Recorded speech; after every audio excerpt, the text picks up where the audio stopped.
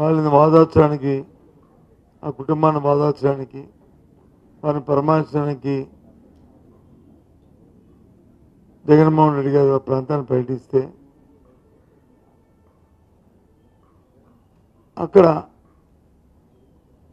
ఏదైతే మాజీ ముఖ్యమంత్రికి, ప్రజాదరణ గల నాయకుడికి ఇవ్వాల్సిన భద్రత ఏదైతుందో భద్రతా చర్యలు తీసుకోవాల్సిన చర్యలు ఏవైతున్నాయో పూర్తిగా కూడా ప్రభుత్వం దాన్ని పక్కన పెట్టి రాజకీయ దురుద్దేశంతోనే ఓ కుతంత్రంతోనే వ్యవహరించిన తీరుని పూర్తిగా కూడా ఖండిస్తున్నాం. ఇది ప్రజాస్వామ్యంలో ఇది మంచి సాంప్రదాయం కాదనేది చెప్తున్నాం.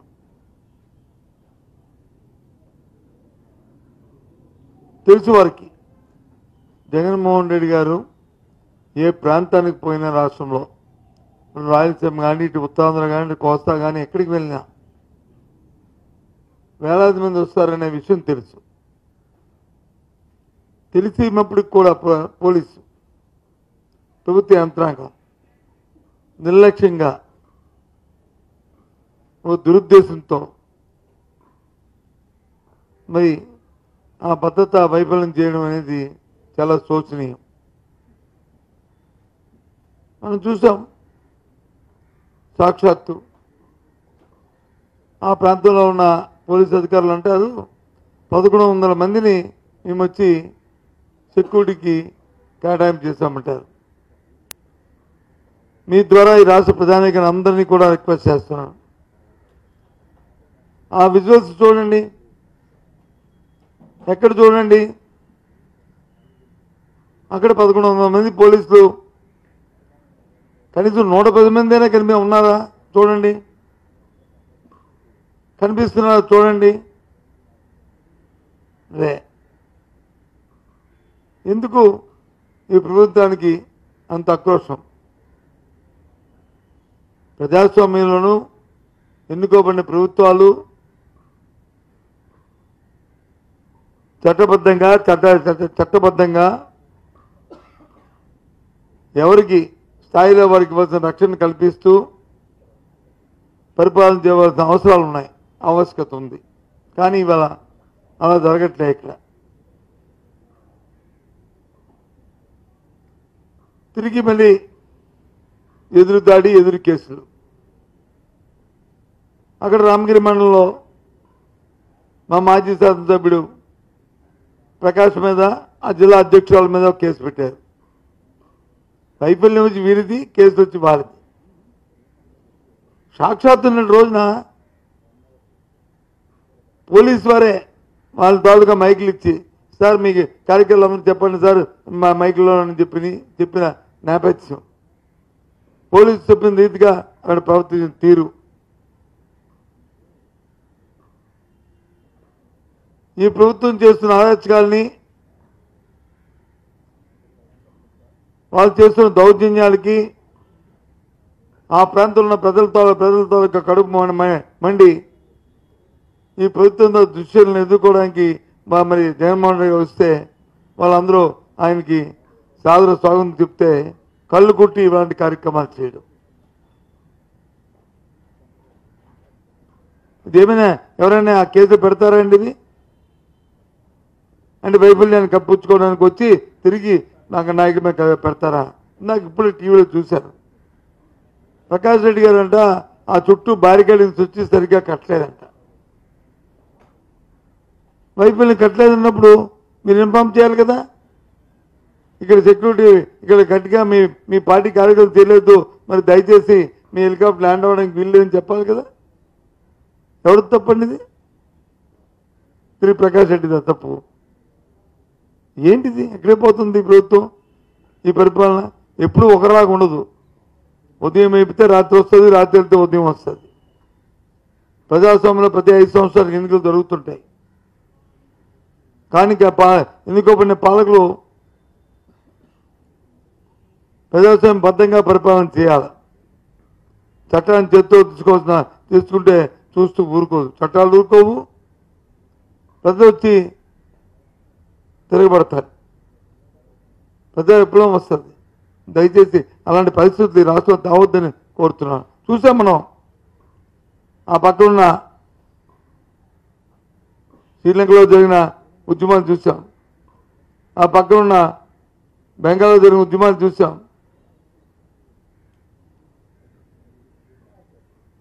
ఏ ఒక్కరు కూడా చూస్తూ అది తప్పది. మంది పటిష్టమైన ప్రజాస్వామ్య వ్యవస్థ మంది. అబద్ధంగా వెళ్ళాలి, వ్యవస్థగా వచ్చి మనం చిన్నాభిన్నం చేయడానికి వీలు లేదు. ఎవరికి హక్కు లేదు. ఇవాళ కాదు, రామగిరే కాదు, అంతకుముందు నంద్యాల జిల్లా మహానంది అక్కడ, అంతకుముందు గుంటూరు మిచ్చారికి వెళ్ళారు అక్కడ. ఎక్కడికి వెళ్ళినా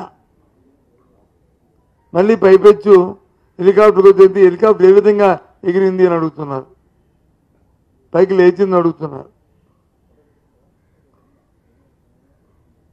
ఓ విఐపి వెళ్తున్న హెలికాప్టర్కి ఏం చిన్న లోపం జరిగితే అది విఐపిని కాకుండా తీసుకుని వెళ్తారు, వెళ్ళి ఆ కార్యక్రమం చేసుకుంటారు. ఎందుకంటే ఏమైనా ఒక అకస్మాత్తుగా ఏమైనా జరుగుతుందా అనే భయంతో.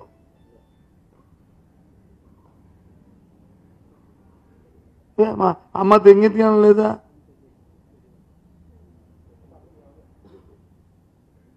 చాడు మాట్లాడుతున్న నాయకులు కానీ, పత్రికలు రాస్తున్న పత్రికలు కానీ ఏంటిది? ఏ ఒక్కరికి కూడా ఇలాంటి పరిస్థితులు ఇలాంటివి రాకూడదని కోరుకుంటున్నాం. ఇలాంటి సంఘటన తీవ్రంగా ఖండిస్తున్నాం. జగన్మోహన్ రెడ్డి గారికి అందుకే జగన్మోహన్ రెడ్డి గారి రక్షణ కోసం కేంద్రం దగ్గరికి ఇంతకు ముందే ఇప్పటికే లేఖ రాశాం. మళ్ళీ అవసరమైతే ప్రత్యక్షంగా పోయి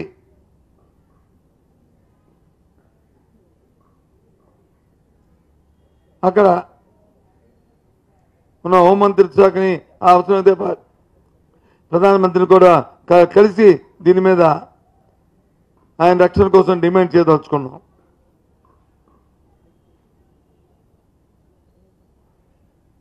డిమాండ్ చేస్తాం. ఇది ఎక్కడిది? ప్రజలు వచ్చి మీకు ప్రదేశంలో మీకు ఎన్నికల్లో మిమ్మల్ని ఎన్నుకున్నారు. ఏ రకంగా ఎన్నికారో ఆ తర్వాత సంగతి. గెలిచారు. గెలిచిన తర్వాత ఓ మాన్యువల్ ఉంది కదా, మనకు ప్రజాస్వామ్యం ఉంది కదా, దాని ప్రకారం మీరు పాలన చేయాలి కదా, ఆ రాజ్యాంగం ప్రకారం మీరు నడవాలి కదా, ఆ చట్టాలు మనం తయారు చేసిన చట్టాల ప్రకారం మనం వెళ్ళాలి కదా. ఎందుకు వెళ్ళట్లేదు? ఎందుకు చేయట్లేదు? అంతేకాదు వాళ్ళ భాష కూడా, వాళ్ళ ద్వారా పార్లమెంటరీ నాయకుడు, నాకు కూడా ఇంతకుముందు మంచి స్నేహితుడు.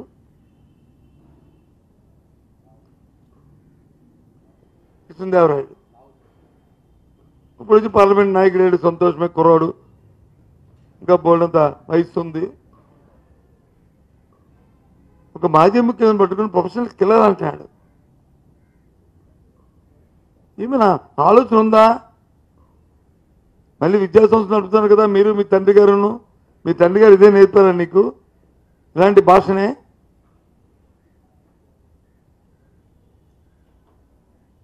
అంటే నాయకుడి మీద వచ్చి కేసులు ఉంటే ప్రొఫెసర్, మరి చంద్రబాబు నాయుడు గారి మీద కేసులు లేవా?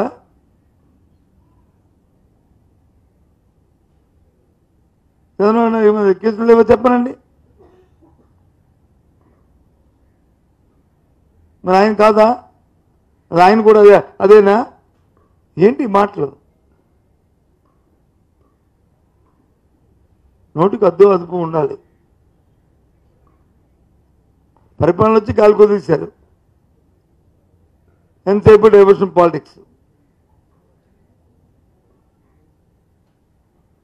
ఏ వర్గం కూడా ఇవాళ సుఖంగా సంతోషంగా లేదు.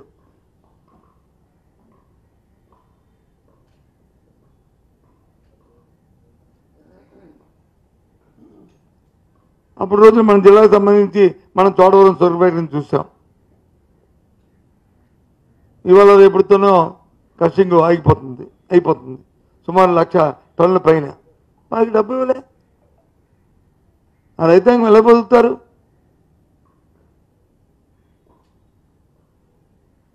రాష్ట్రంలో కూలి చేసుకుని 5 రూపాయలు వస్తే తప్ప, ఆ కూలి డబ్బులు వస్తే తప్ప 5,000 నోట్లకి వెళ్ళని పరిస్థితి ఈ రాష్ట్రంలో చాలామంది పేద ప్రధానికి ఉంది.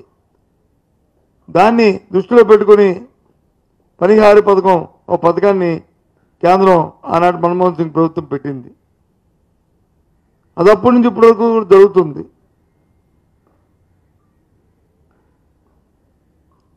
జరిగితే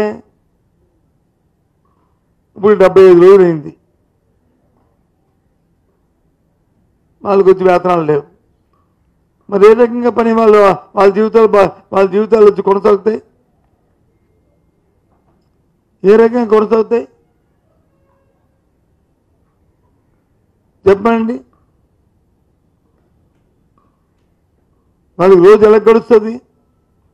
ఆకలి తలం నుంచి వారు కూడా ఆకలి చావులకి కోరుకుంటున్నారు. ఈ ప్రభుత్వం ఎందుకోసం ఇవ్వట్లేదు? ఎప్పుడు ఇస్తారు?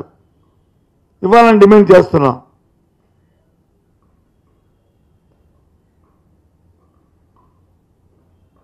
ఇది అసలు ఏది ప్రాధాన్యత అర్థం అవట్లేదు మాకు ఈ ప్రభుత్వానికి. ఎంతసేపు పబ్లిసిటీ మాత్రం అదే ప్రాధాన్యత ఉంది తప్ప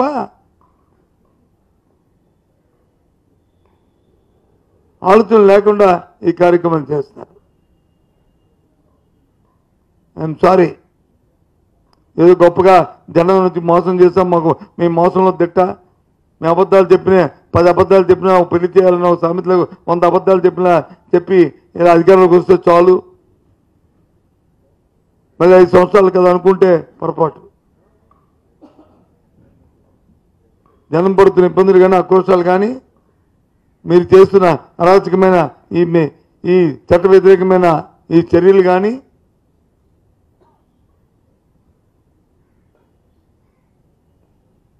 ఇది ఎక్కడ అంతు పొంతు లేకుండా ఉన్నాయి.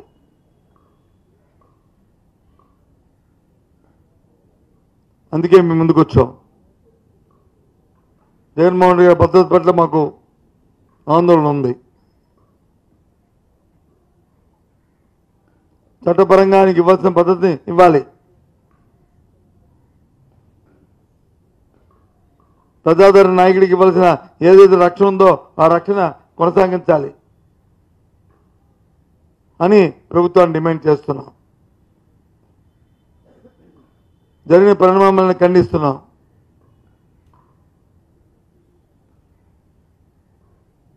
అదే రకంగా రైతు కూలీకి ఏదైతే పనికి ఆహార పదానికి ఇవ్వాల్సిన రైతుకు రోజువారీ కూలి ఉందో వెంటనే విడుదల చేయాలని డిమాండ్ చేస్తున్నాం. రైతాంగాన్ని ఆదుకోవాలి, సొరపేట రైతులను ఆదుకోవాలని చెప్పి డిమాండ్ చేస్తున్నాం మీ ద్వారా. ఓకే.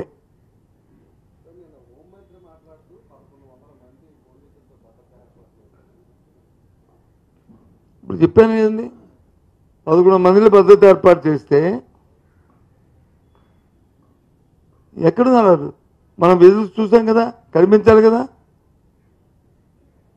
అంటే యూనిఫామ్ కాకుండా నాన్ యూనిఫామ్ 1100 మంది పెట్టారా? 11 మంది మఫ్టీయే. 11 మంది మఫ్టీ అండి. కొత్త మాన్యువల్ తీసుకొచ్చారేటో అందరినీ మఫ్టీలో పెట్టారని అని మరి ఏబిఎన్కి వచ్చిందేటో మాకు తెలియదు. కానీ ఈ మఫ్టీ ఏంటిది?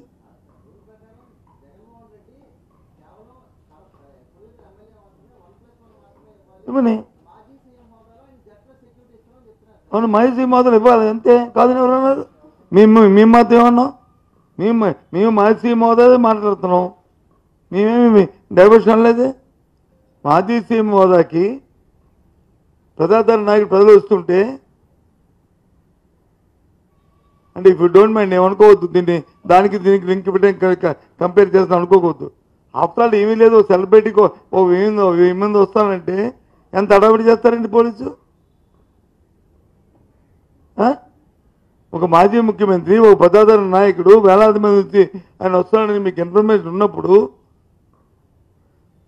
ఇంతకుముందు వారం 10 రోజులు 4 రోజులు 2 నెలల కింద వచ్చినప్పుడు వచ్చి ప్రజలు ఏ రకంగా చూస్తున్నప్పుడు ఏ రకమైన చర్యలు తీసుకోవాలండి? ఏ రకంగా ప్రభుత్వం అప్రమత్తంగా ఉండాలండి? ఆలోచన చేయండి. ఆ ప్రాణం ఈ ప్రాణం ఒకటి కాదా? అంటే మీ దురుద్దేశం, మీ ఆలోచన విధానం ఏ రకంగా ఉన్నదో తాత్కాలమవుతుంది. పోలీసు మీద దాడి చేసి ఎక్కడిపోతారండి? 11 మంది పోలీసులు, 1100 మంది కాదు దాడి చేసుకోనండి. ఏంటిది?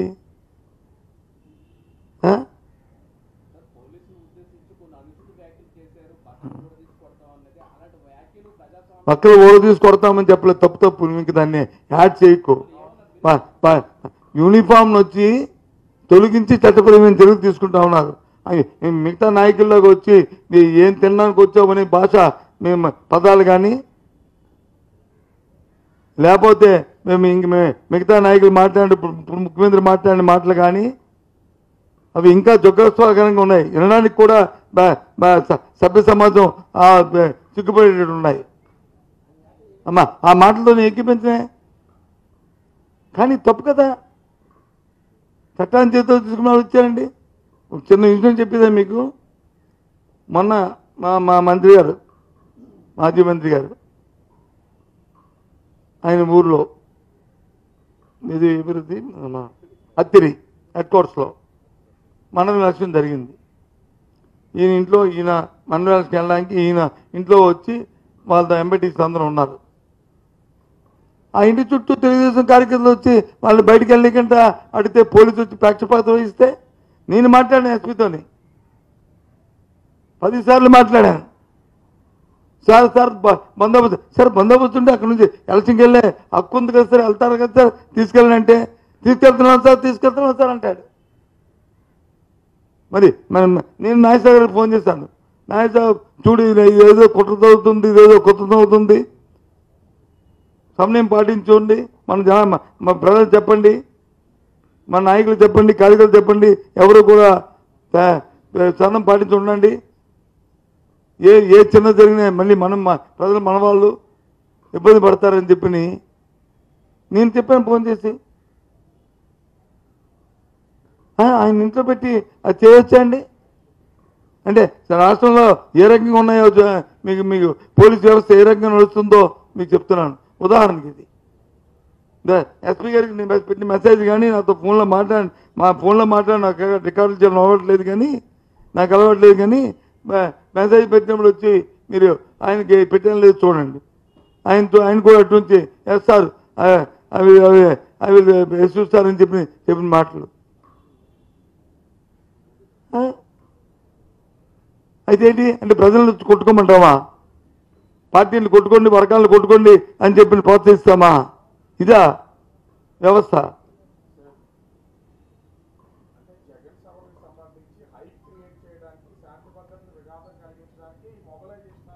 ఎవరండి మొబిలైజేషను? అది కాదండి. ఏమైనా ఆర్టీసీ బస్సులు పెట్టి తీసుకొచ్చామా?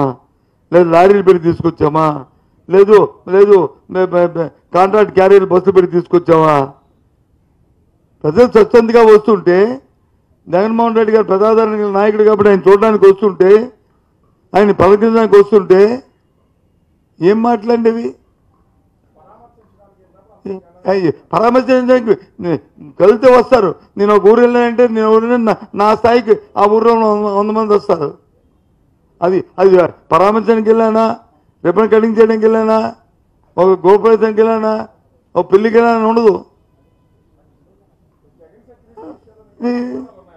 ఇది చెప్తున్నాం కదా మేము, కుతంత్రాలు ఏదో దురుద్దేశంతో జరుగుతున్న కారణాలని.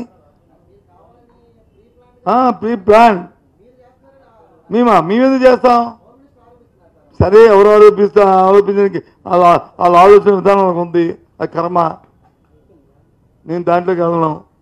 ఆ ఆలోచన విధానంలో ఉంది, అది కాదు, దాంట్లోకి వెళ్ళను.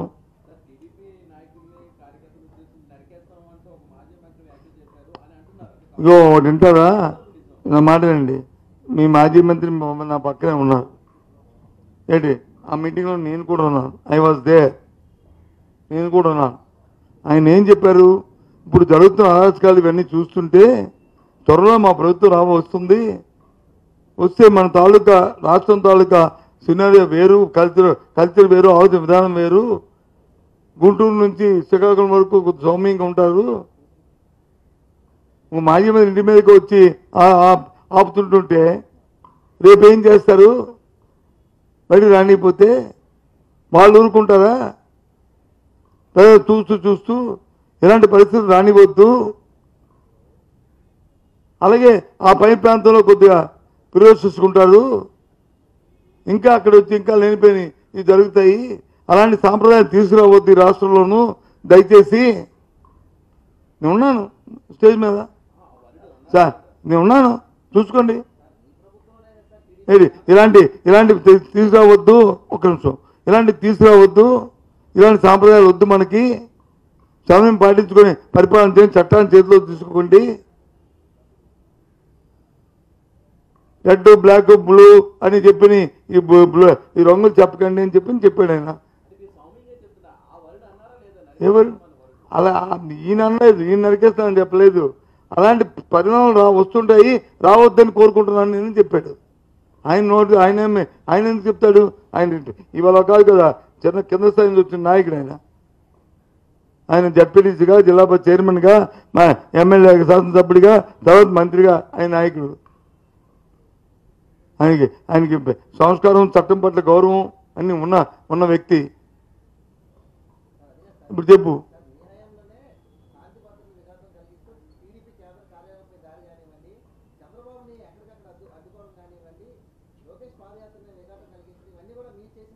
ఏం మేమంటుంది ఏంటంటే, మేము ఇటువంటి రకమైన కార్యక్రమాలు ఎప్పుడు చేయలే.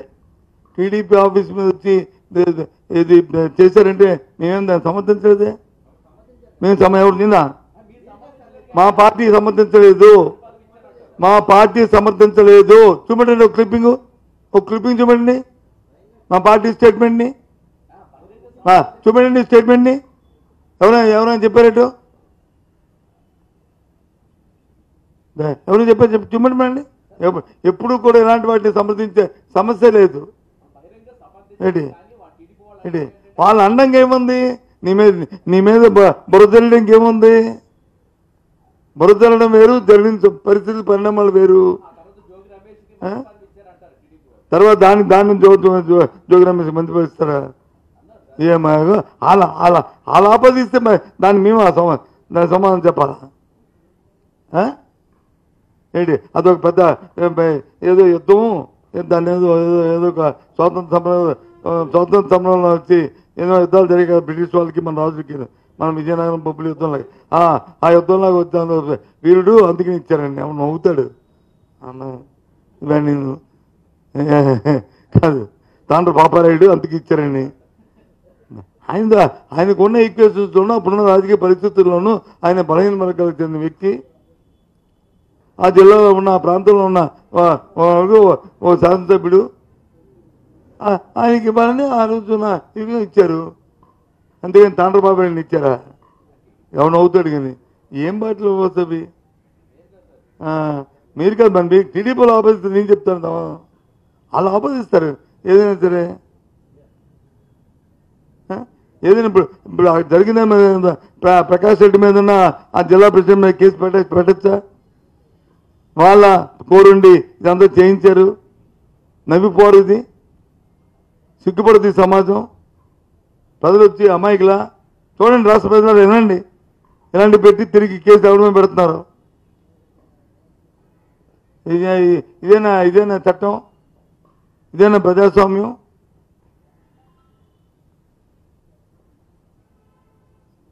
అందుకే మేము డిమాండ్ చేస్తున్నాం.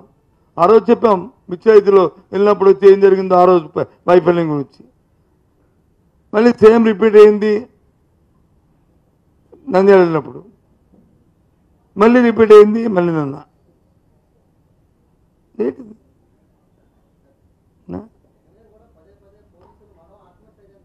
మనం మన పోలీసులు ఆత్మస్థైర్యం పోలీసులతో పరివర్తన మార్చుకోమని చెప్తున్నాం. మనోధైర్యాన్ని దెబ్బ ఇట్లా పరివర్తన మార్చుకోమని చెప్తున్నాం. అంతేగాని మనోధైర్యం దెబ్బతీసే మాట కాదు ఇవి. పరివర్తనమని మీ ఆలోచన విధానాన్ని మార్చుకోమని మా తాలూకా కోరిక. ఇది వైసీపీ వ్యవహరించినట్లు ఇంకా బాగా వ్యవహరించాలని కోరుకుంటున్నాం. ఒకవేళ అక్కడ తప్పులేం జరిగితే ఆ తప్పుల్ని సరిదిద్దుకొని వెళ్ళాలని కోరుతున్నాం. అక్కడ ఏమైనా చట్ట వ్యతిరేకమైన చట్టంలో లేని ఏమైనా జరిగితే అవి చేయొద్దని కోరుతున్నాం. దాన్ని మేము సమర్థించట్లేదు. ఏమైనా జరుగుంటే ఎప్పుడు కూడా చట్టాన్ని చట్టంగా చూడడానికి చూస్తున్నాం. 3 సంవత్సరాలంటే 4 సంవత్సరంలాగా ఉండాలని కోరుకుంటాం. మా పోలీస్ అంటే అవసరం. పోలీసుని చూస్తే చాలా గౌరవం భయం రెండు ఉన్నాయి మన ప్రధానికి. నాకు ఈ బుక్కుల సంగతి చెప్పుకో. ఎర్ర నలుపు తెలుపు పసుపు ఎరుపు ఇవన్నీ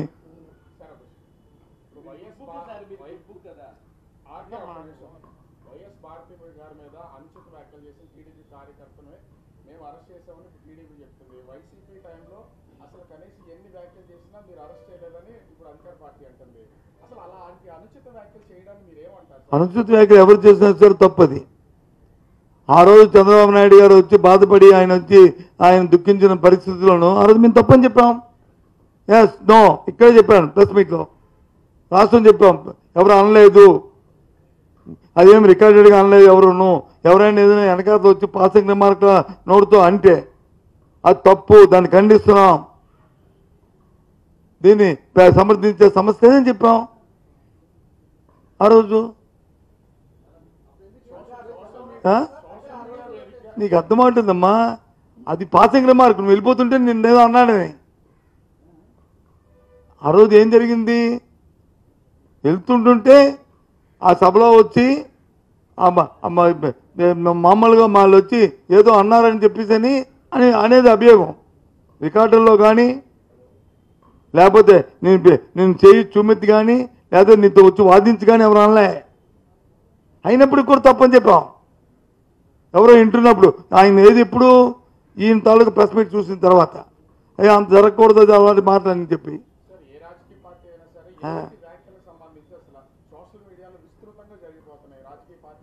ఎవ్వరు కూడా అలాంటి సమర్థించడానికి వీల్లేదు.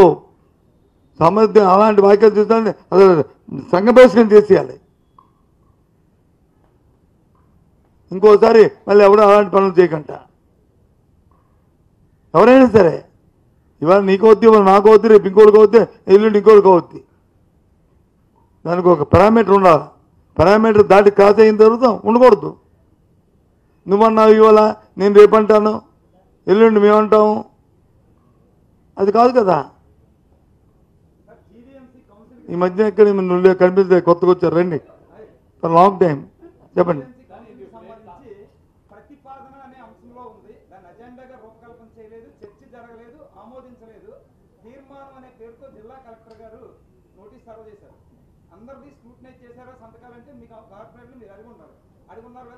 అడగలేదు.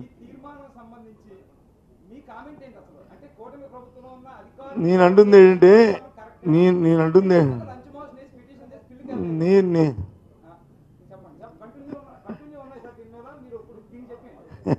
నన్ను చెప్తే మా ఉద్దేశం ఏంటంటే మేము ప్రజాస్వామ్యబద్ధంగా చట్టబద్ధంగా మున్సిపల్ మాన్యువల్ ప్రకారం ఎన్నిక జరగాలని కోరుకుంటున్నాం. అయితే ప్రభుత్వం చేస్తుందని నమ్మకం అయితే మాకు లేదు. లేనప్పటికీ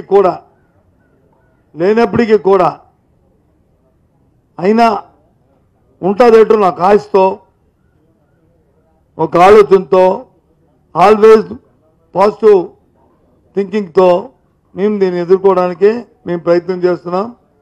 ఆ రోజు వచ్చి 74 మంది అటెండ్ అవ్వాలి. ఎందుకంటే 2/3 కాబట్టి 74 మంది వాళ్ళ సంఖ్యాబలం లేదు.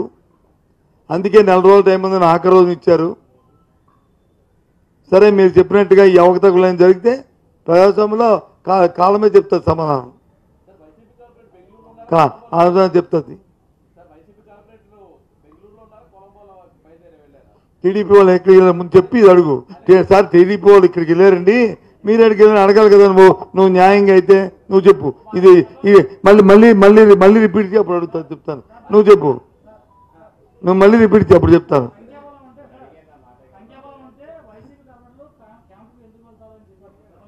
ఎవరు ఇప్పుడు ఎందుకు వెళ్ళారు మరి? మేము ముందే చెప్పాం కదా దుస్తులు దూరంగా ఉండాలని, మేము ముందే చెప్పాం కదా. నేను ముందు ఫస్ట్ రోజు నాడే చెప్పాను కాబట్టి దూరంగా ఉండాలని ఉద్దేశంతో వెళ్ళామని చెప్పాను. I admitted, I accepted. ముందు ఈ సంగతి అడుగు చెప్పు. చెప్పు తెలియ చెప్పు. తెలుగుదేశం పార్టీ కార్యక్రమం సంబంధించిన వాళ్ళు ఇక్కడికి వెళ్ళారండి, మీ వాళ్ళు ఎక్కడికి వెళ్ళారని అడుగు. ఆ మాటను అనకంట మహేష్ ఉన్నారండి, భీముల్లో ఉన్నారండి, నోటర్లు ఉన్నారండి, ఎందుకు ఈ మాట అన్నాకేమి? అది కాదమ్మా, మీరు ప్రశ్న మీరు ఎంత క్లారిటీగా మీరు ప్రశ్న అడుగుతారో దీని దగ్గర ఎందుకు అంత క్లారిటీ లేదు?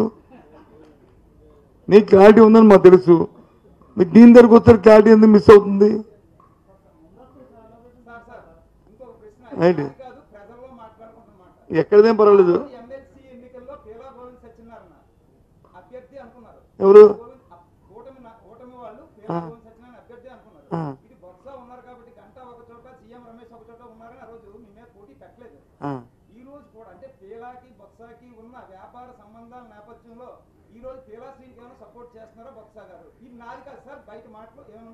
బయట నన్ను అడిగితే మరి నువ్వు నన్ను ఎందుకు కొడుతుంది? నువ్వు నన్ను అడిగితే నేను చెప్తా, నువ్వు బయట వాళ్ళు అడుగుతావు, బయట వాళ్ళు అడుగు వెళ్ళి అది దాని సమాధానం చెప్తారు. నన్ను ఎందుకు అది దానికి నాకెందుకు సమాధానం చెప్పు, అది బయట వాళ్ళు అడుగు చెప్తారు. చెప్పు.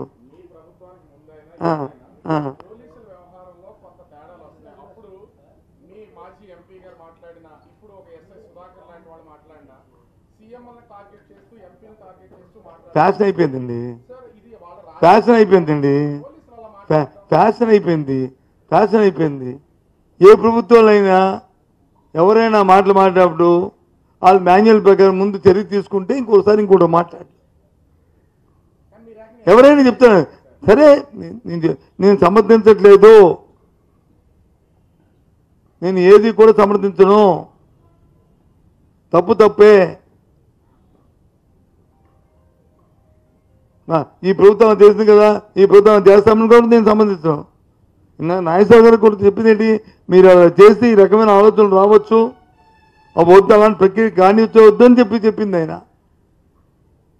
ప్రమాదం ఉంది, ఇలాంటి ప్రమాదాలు రాబోయే కాలంలో జరిగే ప్రమాదాలు ఉన్నాయని చెప్పారు. అది దానికి అంతేగాని ఆయన కొడితే నేను కొడతానంటే అది ఎలాగొద్ది? ప్రజలు దేనికి? ప్రజాస్వామ్య పద్ధతి అది. అయినా సరే మళ్ళీ చెప్తున్నాను, ఇప్పుడు చెప్పిన 3 అంశాలు. ఒకటి, జగన్మోహన్ రెడ్డి గారు మాజీ ముఖ్యమంత్రి గారికి ఇవ్వాల్సిన పద్ధతిని చట్టబద్ధంగా ఆయనకి అది కల్పించాలి. ఎక్కడ ఏ విధమైన ఆటంకం లేకుండా చూడాలి. ప్రభుత్వం ఆలోచన ధోరణి మార్చుకోవాలి. ఇటువంటి వైఫల్యాలు మళ్ళీ ఇక్కడ జరగకూడదనేది మా డిమాండ్. దీని మీద కేంద్రానికి ఇప్పటికే లేఖ రాశాం, హోమ్ మినిస్ట్రీకి. అవసరం అనుకుంటే ప్రత్యక్షంగా వెళ్ళి కలిసి కూడా వాళ్ళు డిమాండ్ చేస్తాం. ఇక రెండో విషయం, మన ప్రాంతంలో ఉన్న ఏకైక sugar factory Chodavaram sugar factory ఇవాళ రేపుడుతున్న క్రషింగ్ అవుతుంది. వాళ్ళకి ఇంకా ఆ రైతులకు వచ్చి చెరుకు డబ్బులు వచ్చి ₹1 కూడా ఇవ్వలేదు. 3 కోట్లు 4 కోట్లు చెరుకు అమ్మిన డబ్బులు ఇచ్చారు. మా ఎంప్లాయీస్కి జీతాలు కూడా ఇవ్వలేదు. ఇవ్వాలని వెంటనే తక్షణమే ప్రభుత్వం ఇంటర్వ్యూ అయి ఆ జీతాలు ఆ షుగర్ ఫ్యాక్టరీ రైతులకు ఇవ్వాల్సిన బకాయిలు చెల్లించాలని డిమాండ్ చేస్తున్నాం. ఇక మూడో అంశం, ఏదైతే పేదవాడికి 5,000 కూలి చేస్తే కానీ డొక్కాడితే కానీ డొక్కలేని పరిస్థితి ఉన్న పేదవాడి తాలూకా ఆకలికి ఇస్తున్నా పనికి 6 పథకానికి ఇచ్చిన రోజువారీ కూలి చరిత్రలో ఎప్పుడు లేనట్టుగా, చట్టం పెట్టిన దగ్గర నుంచి ఇప్పటికి చరిత్రలు లేనట్టుగా 75 రోజుల వరకు ఇవాటికి వాడికి కూలి ఇవ్వలేదు. ఇది చాలా దురదృష్టకరం. పేదవాడి ఆకలితో కార్యక్రమాలు రాజకీయాలు చేయడం తప్పు. ఆఫ్టర్ ఆల్ 600 కోట్లు 700 కోట్లు రిలీజ్ చేయడానికి ఈ ప్రభుత్వానికి చేతులు రాలేదంటే 1,50,000 కోట్లు అప్పు చేసి ఏం చేశారు? ఈ 1,50,000 కోట్లు ఎవరి దగ్గరికి వెళ్ళే? ఈ 1,50,000 కోట్లు ఎవరి కోసం చేశారు? ఈ అప్పు ఈ 1,50,000 కోట్లు అని ప్రభుత్వాన్ని డిమాండ్ చేస్తూ తక్షణమే రేపటి నుంచి విడుదల చేయాలని డిమాండ్ చేస్తున్నాం. ఓకే.